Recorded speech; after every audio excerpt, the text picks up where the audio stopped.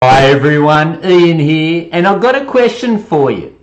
Now, what do you reckon is the biggest mistake that probably 95% of business owners out there make? I'm guessing that you're not going to guess what I'm about to share with you, but here is why I want you to listen very carefully.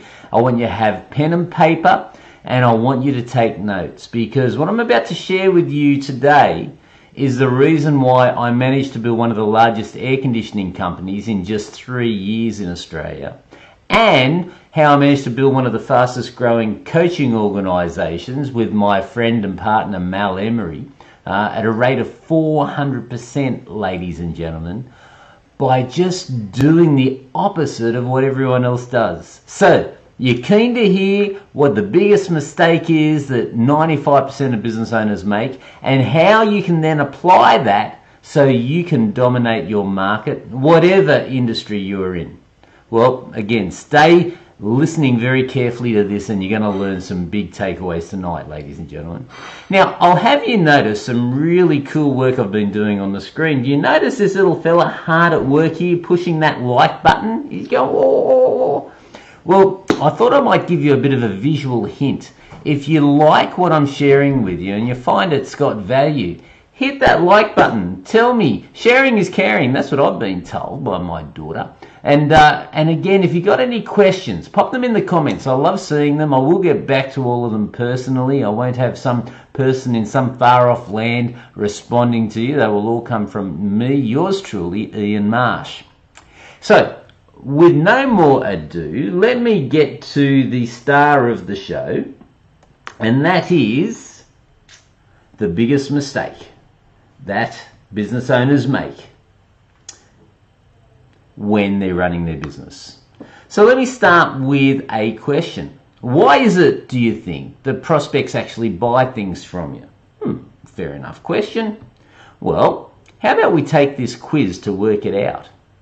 So, have a look here, and I'm hoping you can see this on your screen, but have a look here and you'll see that this is the Australia's cheapest cars straight off the web today. Isn't the internet amazing? And it shows here the Mitsubishi Mirage. You can invest in this wonderful little car, and over 5 years the fuel cost is only $6,011.20, ladies and gentlemen.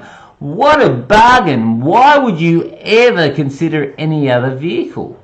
Well, I don't know. So obviously this would have to be the very best selling car in Australia, would it not? Well, again, going to the internet, nothing rigged. You can see the date there just faintly, 3rd of the 4th, 2019. Talk about hot off the press. The number one vehicle, ladies and gentlemen, is the Toyota Hilux. Okay, so, well, that makes sense, of course, because we all know that you never, ever can be too prepared when there's a gushing river you got to get through, or there's a mountain you got to climb. So, or maybe there's some heavy vehicle that you got to tow out of some situation. So, I can understand why the 4x4 Hilux is the most popular, highest selling car, don't you? Well, okay, well, let's take another quiz, shall we? So, ladies, it's your turn this time. So, straight off the web again. Would you buy this perfume, the Katy Perry Killer Queen Eau Perfume Spray for Women? Only $16.97 off Amazon. What a bargain! Ladies and gentlemen, I reckon you should be racing out to the store right now, in fact, to your nearest computer, and order it, because this is the best value perfume, so they say. Good on you, Katie. I can hear you roar from here.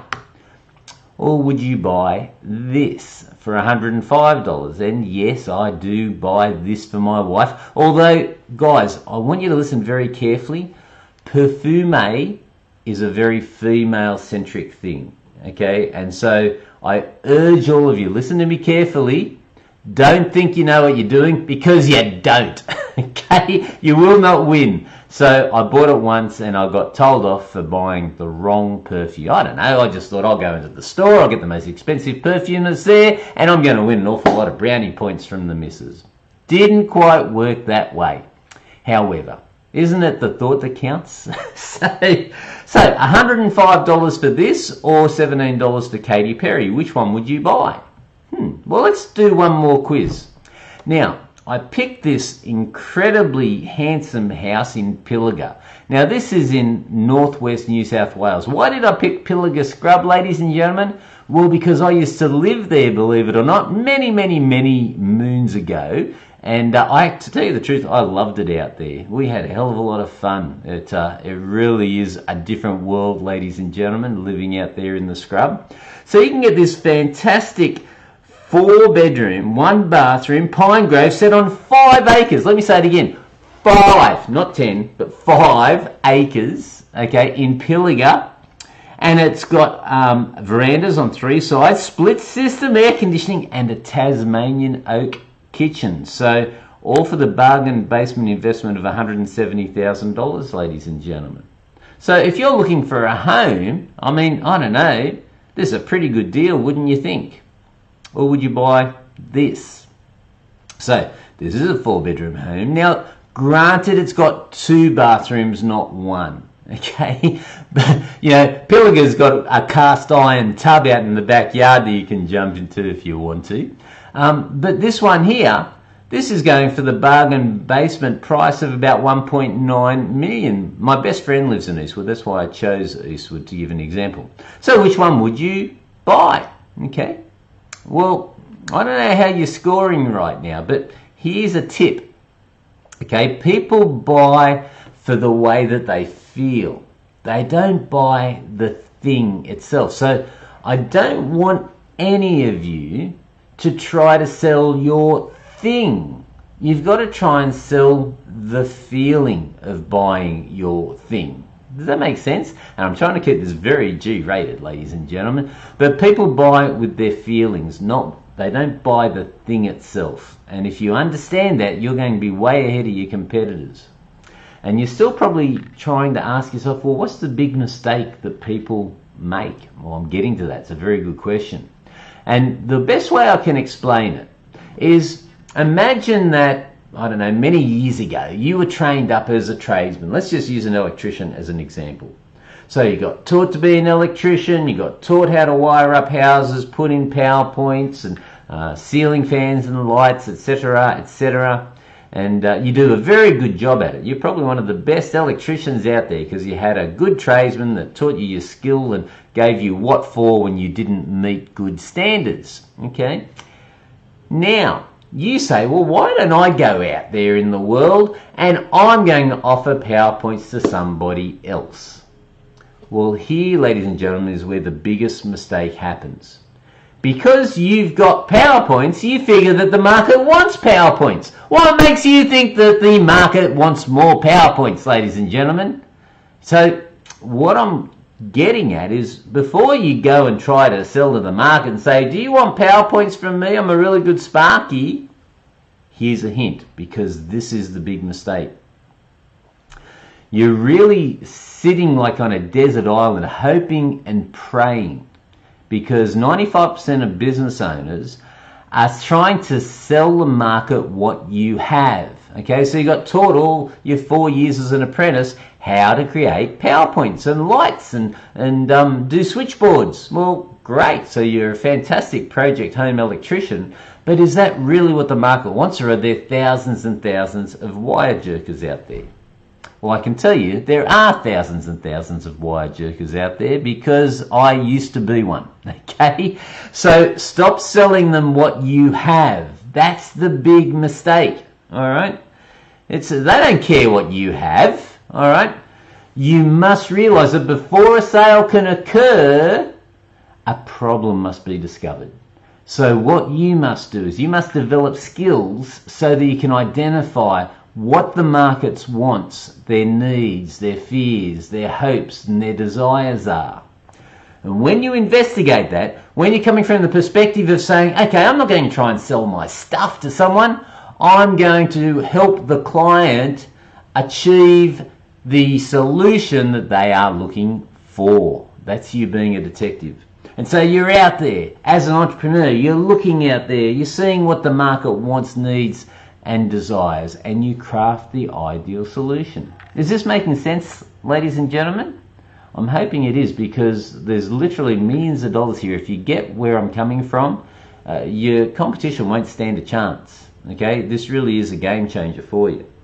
So when you understand what the market really wants, what they're looking for, and how to create that, you'll craft the ideal solution for them. And let me come back to the analogy again of, okay, well, so you are a wonderful tradesman, you've got fantastic skills utilizing electricity, and at the moment you're saying, hey, mister, would you like a PowerPoint in your house? I'll only charge you $20. And then you got the other wire jerker next to you that says, well, I'll only charge $19. And then you go, well, but damn that, I really need this work because I've got to put food on the table. I'll do it for $18. But wait, do I hear $17? Do I hear $16? Ladies and gentlemen, you're in a bidding war. It's a commodity. It's a race to the bottom, and it's a race to destitution. Okay? You really have to be mindful. So we just change the game, and we say, all right, let's check out what the market wants, needs, hopes, and fears are. And I'll tell you, when was the last time you got an electricity bill? Why don't you actually now go to the market and say, excuse me, mister, not would you like a PowerPoint, but how would you like to halve your power bill? Now put in the comments below, what do you think? Do you think that the market may respond better to you being able to offer them a solution so they halve their power bill? You know, my power bill, it's about $1,500 a quarter, ladies and gentlemen. It sucks. I think I have 227 friggin' lights in our property. So maybe I should have looked at that before I got a rural property, but we love it. So if someone came and said, oh, now, please, ladies and gentlemen, I do not want 2,726 solar experts coming and saying, Ian, have I got a deal for you? Because I can halve your power bill. I am an electrician, so I do know how to do it. But how about you do come up and you craft a solution, ladies and gentlemen, and you say, all right, what is the problem your market has? Okay, and then realize how you want to make that person feel when they're experiencing the solution that you have. Am I making sense here? Again, let me know, put it in the comments, because people buy an emotion and they justify with logic. So when you bought that Toyota Hilux 4x4, how are you going to feel cruising down that street, go, with your Premier leather inside there and all the mod cons, and you're probably too worried about taking it out bush because it's going to damage the Duco, okay? But you're going to feel great, okay? And what about when you do get that Chanel number 5 and you spray it on,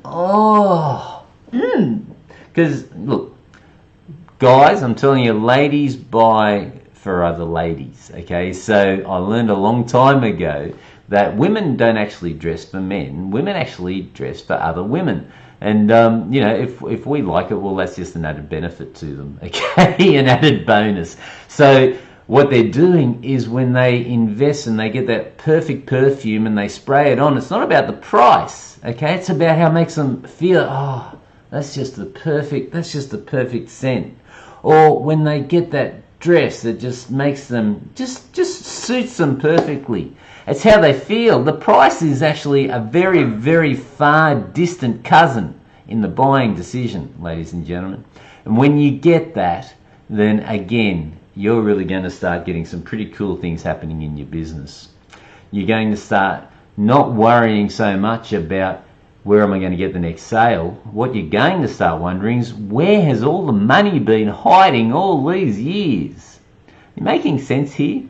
Well, look, all I can say is that ignoring this is going to be very hazardous to your wealth, okay? Because I'm sharing what I'm sharing based on many, many years of very expensive experience. So again, here's a bit of a review for you. These are action steps that I'd love to see you take.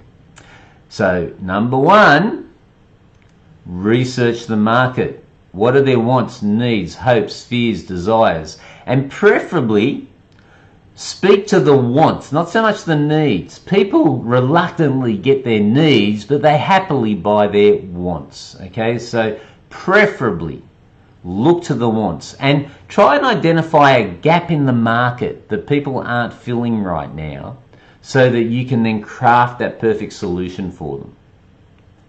And then once you've done that, you then craft a compelling value proposition for them, so it's literally impossible for them to say no. Make sure you've reversed the risk. Make sure it's a no-brainer. Make sure you've got scarcity and urgency in what you're doing here. Okay? And then it's time to get a smile on the dial, ladies and gentlemen, because if you follow those simple steps, you're going to start seeing those profits roll in.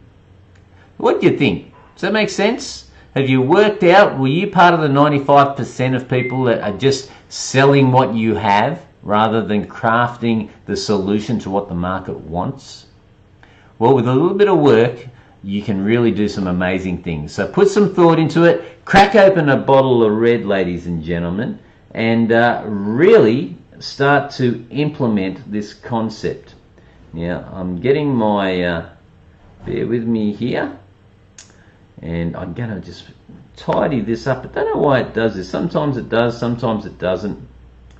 Anyway, I'm going to be a bit crackly here. Okay, so essentially, if you like what I've shared with you, then I urge you, number one, implement it. Okay, so that this is time well spent.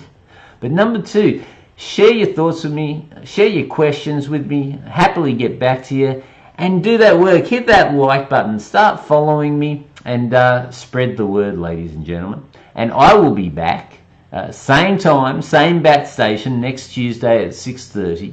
And just on another note, if you actually like these ideas and you actually like the concepts I'm sharing, and maybe you'd like to learn them so that you could help other people out there, other business owners, start to get better results and live better business lives, then maybe check out the Discovery webinar. I'm going to have the link above in a second, so you can check the link shortly up there and watch a Discovery webinar where I simply show the systems and the processes that I've developed so that it's such a mechanical process to get improvements in a business.